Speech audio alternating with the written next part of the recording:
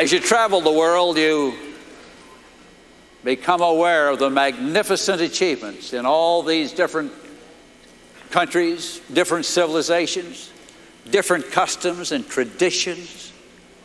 And the more you come to know them, the more you come to admire them and respect them for what they have done. So we're so thrilled that together we can learn from each other and enrich each other's lives and learn more about how to make this world a better place. When I look at the Amway business, I don't know if there's any organization in the world, none certainly sponsored by governments, that are developing the close relationships between individuals that are going on in this business right now. It's magnificent.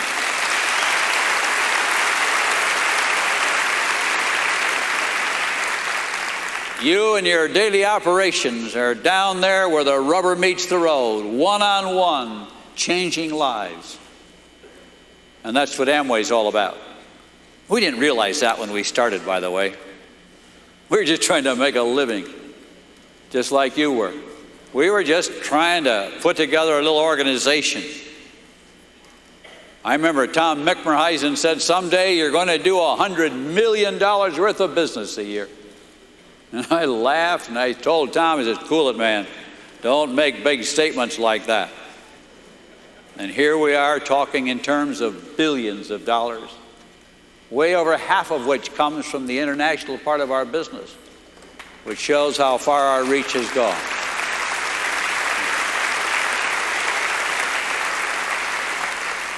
So when we first sat in the basement and talked about this business and talked about starting Amway, it was built on that faith in people.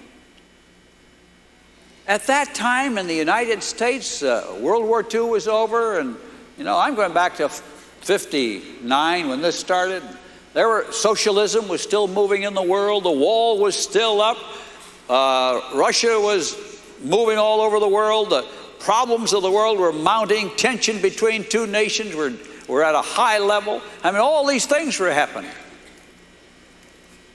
But it didn't change our commitment. You know what we said to each other? And I remember Jay saying it. Yeah, but people really do want to work. They aren't looking for some way to get through life without working. They just want to work in something meaningful and something that'll pay them well and support their families. They aren't even asking to get rich. They just want to take care of their families. And so we said, let's go forward. Because others said socialism is the way of the future. Capitalism is dead. But we said no, because that doesn't relate to the human spirit within each person. And that's the foundation on which we built. Believing that we would find people in this country at that time and now all over the world who just want a chance, an opportunity. They aren't asking for any favors. They're not asking for any cheap tricks. They're not asking for any handouts. They're just saying, give me a chance, and I'll show you. And that's what you're doing. And so, you see, you've got to understand, even though it's a little new to some of you, that the principle and the foundation of the business is built on this great respect for you as a person. That's how we started this business. And it was with that belief that it began. Well, that's pillar number one. The second pillar of the business was products. I know a lot of times we get busy selling the plan and we kind of say, oh, the products are good and we'll give you your money back if you don't like it. And, we just slide by on it. But Jay and I have watched thousands of people attempt to copy this plan with crummy products, and they all fail.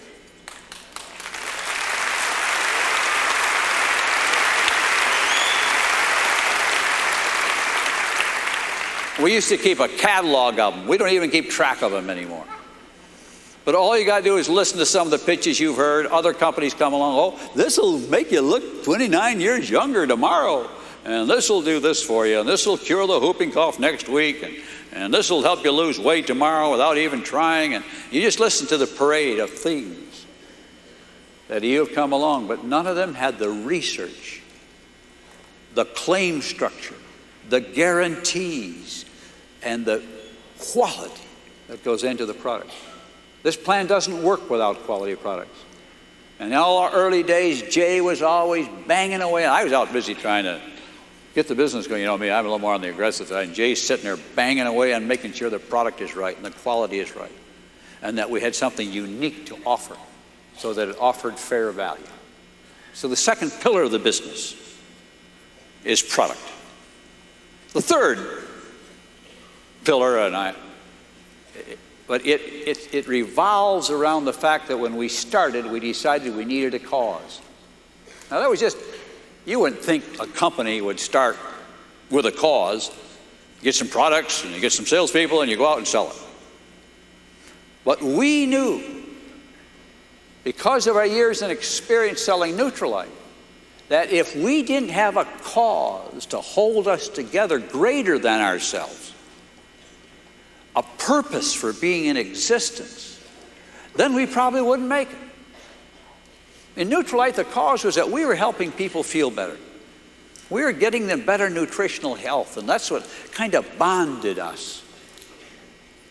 And so when we sat in the basement and talked about it, we said, what's our cause going to be? Some of you think, well, it just happened that free enterprise came along and we talked about it. That's not true. We decided that would be our cause. Free enterprise was very unpopular when we started Amway. Socialism was the wave of the future. Capitalism was dying, they said. Free enterprise was dead. And we went like, I think the governor was talking about, we decided to go into the face of the wind. And we said, we don't believe it. The achievements of the free enterprise system around the world, where there are good examples of it, continues to outperform any other economic system known. And so,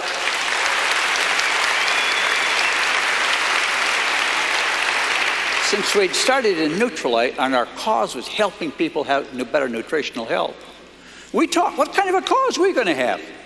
What are we going to represent? And we just sat there and said, we're going to stand for free enterprise and capitalism. That's going to be the byword of this business.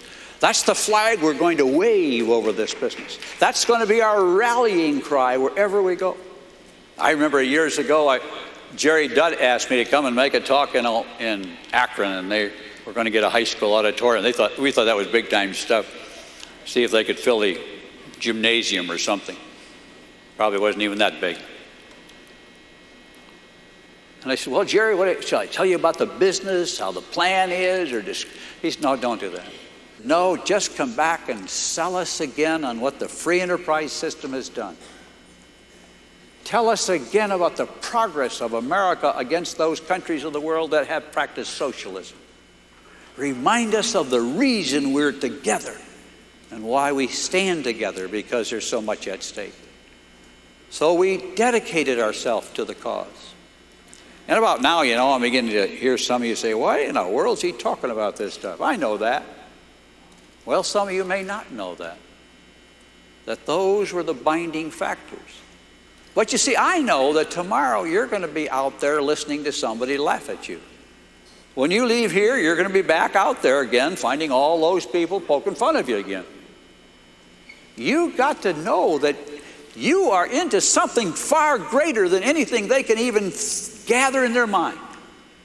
And you got to find a way to make them become a part of that, to where they feel that they are worthy people. And that's really the key. People have said to me, what is your job? I said, me, I'm a cheerleader. So I thought you were president of a company or something. I said, yeah, but that's not important. I just go around and cheer people up. I encourage people. I run about, slap them on the back, tell them they're great, I love them, you can do it. So that's all I do all life, and I've done pretty well doing that.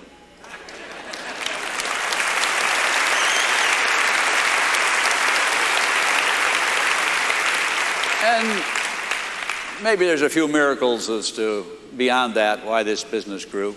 We know there are. But it was built around that thing of building people up. And that's what the free enterprise system has, and that's what's gone wrong, is that people lost confidence in themselves. And that's what we're doing, isn't it?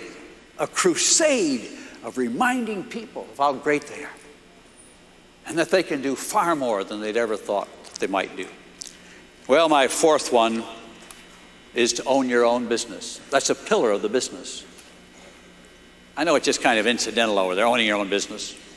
I'm going to get in the Amway business. No, it's not getting in the Amway business. It's getting in your business that counts, with a company that can support you and back you in the development of your business. And that's one of the many other things we talked about. All this happened in the first few weeks that Jay and I talked about doing this thing. How powerful is this idea of owning your own business? Most people we grew up with were looking for a job. Most people today say, we're going to get a good job, and politically I'm unemployed and I can't get a job.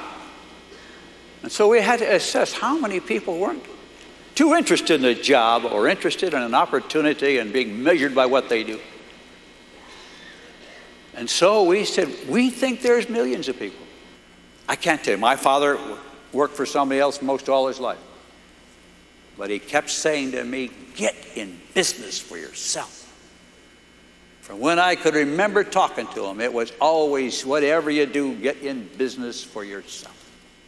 When Jay and Jay's father had been an independent businessman all his life almost. But it was always that clarion call that we heard, because that freedom that comes with that, to sink or swim, because it's yours.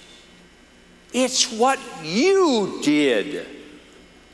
You picked up the phone, you made the call, you put up with the ridicule, you kept this business going. And I would ask you sometimes, why? And you'd say one of the answers would be, because it's my business.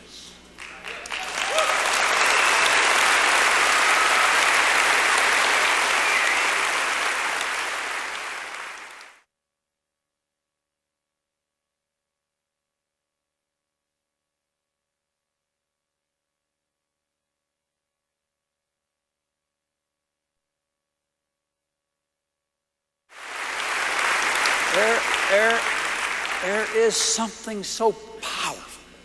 It's like taking care of your children, because they're my children. They're our children. There's just nothing quite like it, is there, about owning your own business. My fifth one is equality. You know, long before the world started talking about equality between men and women and black and white and rich and poor, and that's an old conflict that goes on. This business began with the idea of equality. There was never a restriction in this business on how far you went in school. What grades did you get? Could you bring some recommendations with you with your application? Could you prove that your parents had done well? Could you demonstrate you have enough money? Do you have a good financial record? Questions never asked in this business. It was always just, come on in if you want to try and make a beginning, we're here. We don't care about the rest of that stuff. We fought to keep it that way. Over the years, we had various psychological organizations say, we'd like to test the diamonds so that we can find out what the characteristics are of those people who make it. And then we don't have to bother with all the rest of them. We'll just look for those characteristics. We never had the survey. We said we're not interested in it. We are trying to find a way to make everybody welcome, not trying to find ways to exclude people for more efficiency. Oftentimes,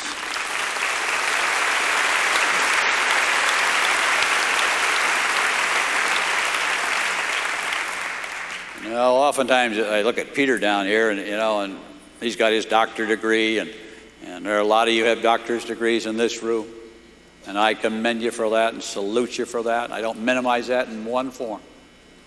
But what a wonderful thing that having it or not having it doesn't stand between you and this wonderful opportunity. And I don't care if you're the dumbest one in town. You know, I barely got through high school. I got a C average, maybe. I took Latin once and passed on the condition I would never take it again. I'm glad I didn't have to have a certain scholastic rating to get in. And I trust a few of you are about the same way. Because you can take what you got and run with it. You know, it was the men and women. We never had functions where we ever invited only the spouses, only one member of the family. There is no Amway Award event ever awarded that didn't invite both spouses, the husband and the wife, to attend. We drew the line at bringing dear friends,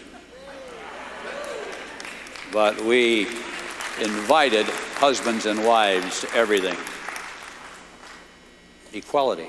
But I want to point another thing on equality. Equality means keeping the business within reach of that poor person by not putting too many roadblocks or getting the price of the entry fee too high or the kit price too high. Because when you get the kit price too high, then you practice inequality by making it impossible for some of the people in the lower economic scale to make a beginning. That is equality also. I could tell you a few stories about that. Many, many years ago, more years than you remember, probably 30 plus, we had a little meeting over in the hotel, long before we had anything to do with the hotel, and the discussion between all the, maybe it was the directs, or maybe it was just anybody who showed up, I forget. Must have been 200 people there.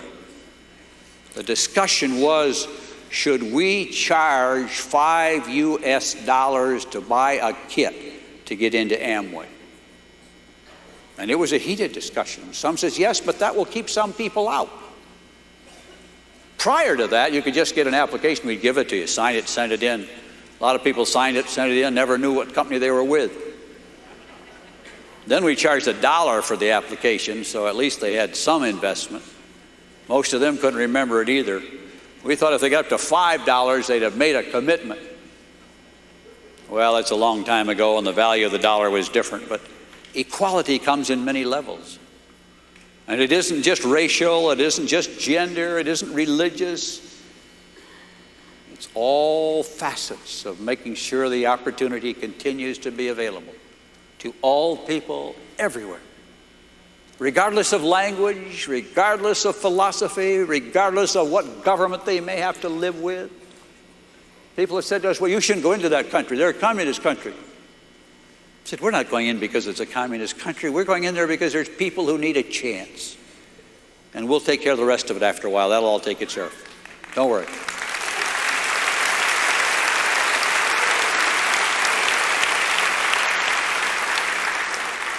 Then I have the plan for my sixth one.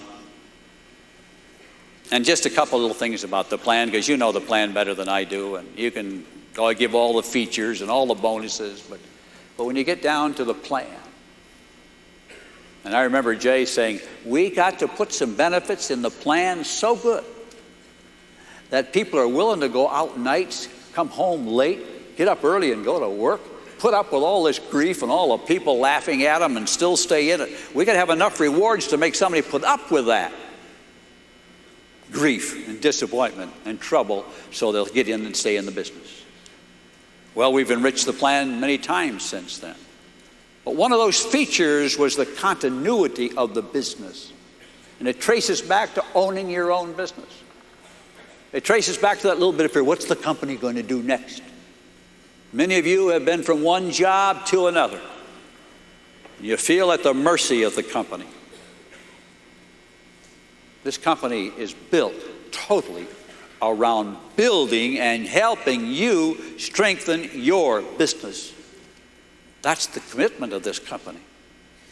And the continuity of the business when you get into deceased people and money through the 3% plan and other money moving into the other generation. At some point in time, somebody will say, well, why should they get paid? They don't do anything. Our own sponsors who've been dead for 10 or more years now, maybe 15, still continue to, through their estate and how they planned their estate, several $100,000 a year still go to that family. So what? That isn't my money to reapportion. That was promised, that the plan would go on. to your children and your children's children. It didn't say they had to like Amway. It didn't say they had to sell Amway. It just said this is the conditions under which that money will continue to flow. I'd like to have you look at your business as an asset, not as a distributorship. It's a possession you have.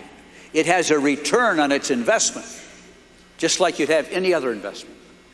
And that asset will continue to pay you or your family or any place you want to go with it. That was the inducement to get people to joy. And it's worked pretty good. And it's a promise we intend to keep. And we need your continual work to make sure that that goes on. Well, when we went international, we all went together too, didn't we? And those are just a few little things of the plan. We can talk about all the other fine points of tuning we do, but the plan, the plan, the plan. Revolutionizing the world. Dick talked to you about my 7th point, but since he talked about it, I can almost skip it. He talked about partnership. He talked about the two hands coming together.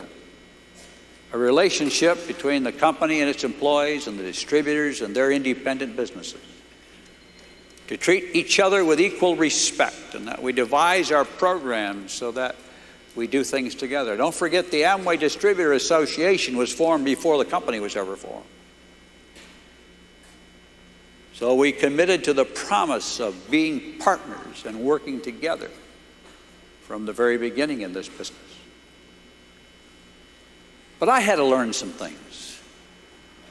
And I'll kind of end with that. I used to kind of think, I'm the boss, I'm the king, I'm the president here, I run this thing. And maybe that's the way some of you feel about your distributorship. And then Amway had some bad years, and didn't do very well, and had some problems. And out of dialogue with many of you through Cabinet 21 and many of the others you around the world, we discussed how this business could go forward and how to get over the sins and the errors of the past. And I came to a new goal. And that the goal was, first of all, that I wasn't going to be the king. And that I should abandon even thinking of being the king.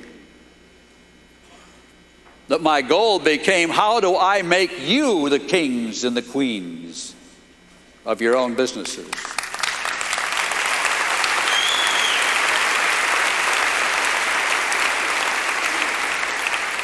So the goal is, how do we take somebody who's just struggling along in life from some country where we don't understand the language and just want to be somebody? How do we make them the king and queen? How do we make them feel worthy? How do we make them feel like the parents they would love to be if they'd only had a little know-how and a little encouragement? How do we get them to stand on a platform and say, let me tell you, my goal is to help you become more important in life? We have a crusade moving around the world. It's called the Crusade for Free Enterprise, and it's developed on people owning and operating their own businesses. That's our mission. That's our cause. And our cause is to help you become that kind of person. And so today we have many of you who are kings and queens and heads of large sections of this business. And I salute you for that. And it'll be our goal to continue to help you. But our bigger goal is to help you help others become kings and queens so that they have a time in the sun, so that they have their moments of glory as well. And then the parade keeps going because we make room for others to have their moments of kingdom and growth and a sense of worthwhileness. So that's what we're working at today. Tom and all the people are dedicated to it. And I trust you'll join us in this crusade as we move around the world.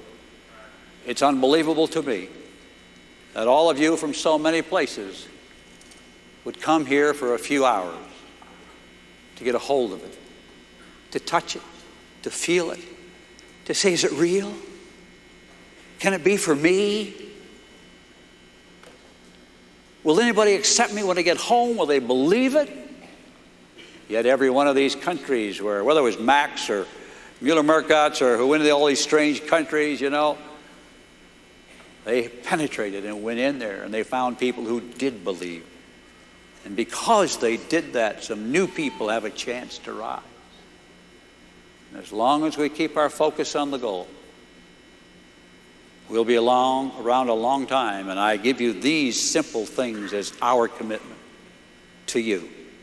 And when you're out there alone some night and being laughed at and ridiculed and poked fun of and wonder why you're doing this crazy thing, be reminded of the principles on which we built the business and stick with it and make the commitment to take charge of your business, take charge of your life, and then help somebody else take charge of theirs.